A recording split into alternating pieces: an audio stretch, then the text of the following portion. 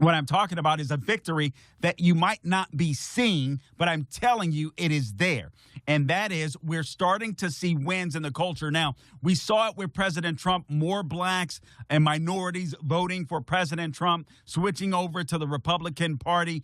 So we're starting to see that. So we saw it take shape politically. We're starting to see it move, in my opinion, into the culture. Because now the people that used to be able to get away, the black Marxists, the black radical leftists, the people that used to be able to get away with using this ad hominem attack, all right, you're racist, so nothing can be done to me because I'm black, it's over.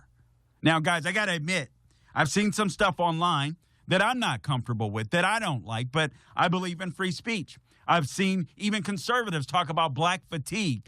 I hope you conservatives understand that just like not all whites are racist, obviously, not all blacks are racist. So I believe in black racism fatigue, fake fatigue.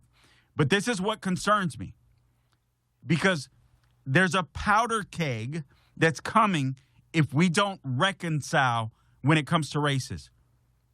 This is why it's so important, in my opinion, to beat these leftists down. Whether they're black, whether they're white, we don't want any racial disharmony. America is a melting pot. I know we don't use that term anymore, but it's extremely important. If we're going to be the light on the hill, America needs to remain a melting pot. It isn't white people, black people, it's American people. Cut number 15, por favor, Zach. Some detractors that will push back on me and say, the only thing that the mayor talks about is the hiring of black people. No, what I'm saying is when you hire our people, we always look out for everybody else. We are the most generous people on the planet. I don't know too many cultures that have play cousins. That's how generous we are. We just make somebody a family member, right? That's just how we are. And so business and economic neighborhood development, the deputy mayor is a black woman. Department of Planning and Development is a black woman. Infrastructure deputy mayor is a black woman. Chief Operations Officer is a black man. Budget director is a black woman. Senior advisor is a black man.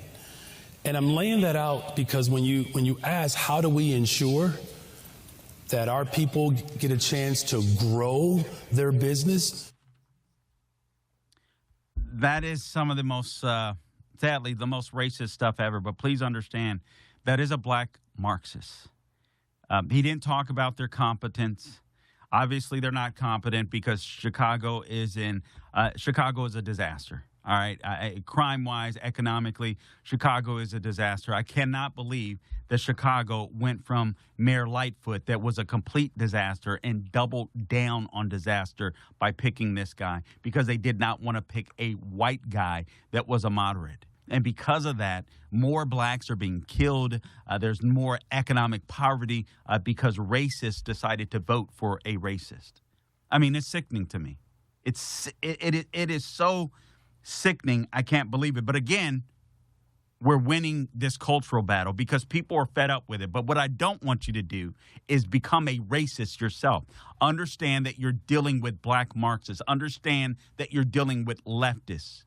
They're all a part of the Democrat Party because the Democrat Party is a leftist party now. It is no longer a liberal party, but we've had some wins. You couldn't arrest a representative or at least charge a representative, LaMonica MacIver. Not MacGyver because she's not brilliant. MacIver, all right? You couldn't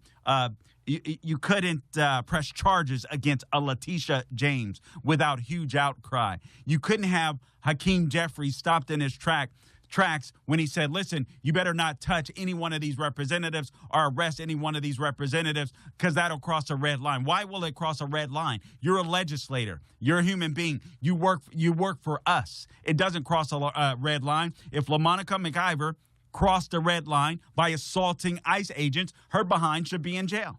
She should pay the price. I don't give a flip about the color of her skin. And frankly, neither do more and more Americans. And this is why I'm telling you, if you think times are tough now, they're going to get even worse. You're going to hear, because it's all the left has. Racism, misogyny, transphobe, it's all they have. So they're going to double down. They're going to try to hold ground. They're going to continue to say, you might be wondering, how can they say, after everything that we endured with Joe Biden and that hoax of an administration. For full shows, live and on demand, it's Salem News Channel.